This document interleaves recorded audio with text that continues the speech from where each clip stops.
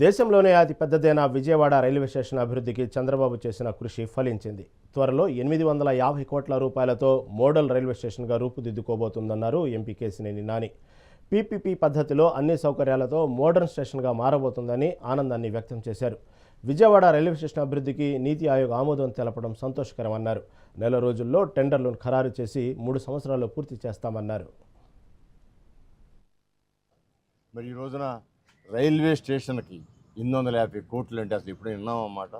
Station కట్టాక అంత వద్దులేదు నాకు తెలియదు, కానీ ఇవాళ ఎందుకంటే విజయవాడ రైల్వే స్టేషన్ అనేది జంక్షన్, భారతదేశానికి జంక్షన్.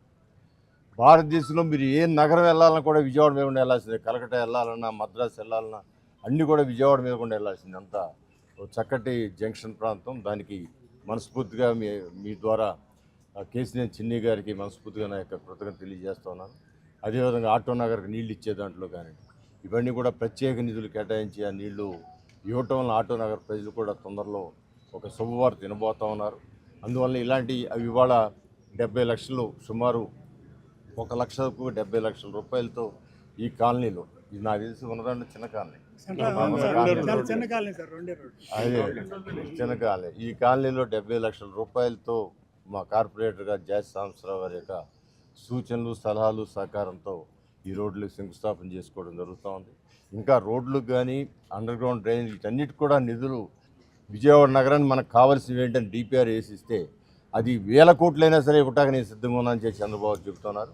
దాని మీద రోజు కూడా ఎంటాడి కమిషనర్ గారిని, సిఈని, వాళ్ళందరితో కూడా డిపిఆర్ తయారు చేయడానికి ఆయన కృషి చేస్తూ ఉన్నారు. ఖచ్చితంగా ఈ రానున్న 4 సంవత్సరాల్లో విజయవాడ నగరానికి కొరత దేనికి కొరత లేదనే విధంగా తయారు చేయడానికి ఎంపీ గారు కానీ, శాసనసభ్యులుగా మేము ముగ్గురు కానీ, మా కార్పొరేటర్లు కానీ, లేదా డివిజన్ స్థాయిలో నాయకులు కూడా అందరం కలిసికట్టుగా కృషి చేసి విజయవాడ నగరం రుణం తీర్చుకుంటాం. ప్రజాప్రతినిధులుగా, కార్పొరేటర్లుగా కానీ, నాయకులుగా కానీ, గౌరవ ఎమ్మెల్యే గద్దె రామ్మోహన్ రావు కానీ, నేను కానీ, లేకపోతే మిగతా ఎమ్మెల్యేలు కానీ ప్రతినిత్యం ప్రజల్లోనే ఉంటా, ప్రజల సమస్యలను తెలుసుకుంటా, వాటిని పరిష్కరించడంలోనే మా సమయం అంతా ఎక్కువ వెచ్చిస్తున్నాం. గౌరవ ముఖ్యమంత్రి గారి అడుగుజాడల్లో నడుస్తా ఇదే కార్యక్రమంలో ఉన్నాం.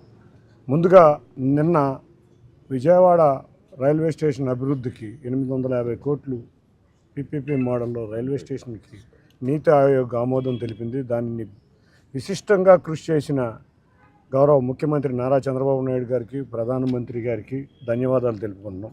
ఎప్పుడో విజయవాడ రైల్వే స్టేషన్ అంటేనే అతిపెద్ద జంక్షన్, ఇండియాలో అతిపెద్ద జంక్షన్. దాంట్లో సౌకర్యాలు కల్పించడానికి మోడర్న్ స్టేషన్గా తయారు చేయడంలో రేపు రాబోయే 3 సంవత్సరాలే దీనికి సమయం. కూడా నెలన్నరలో టెండర్లు రాబోతున్నాయి.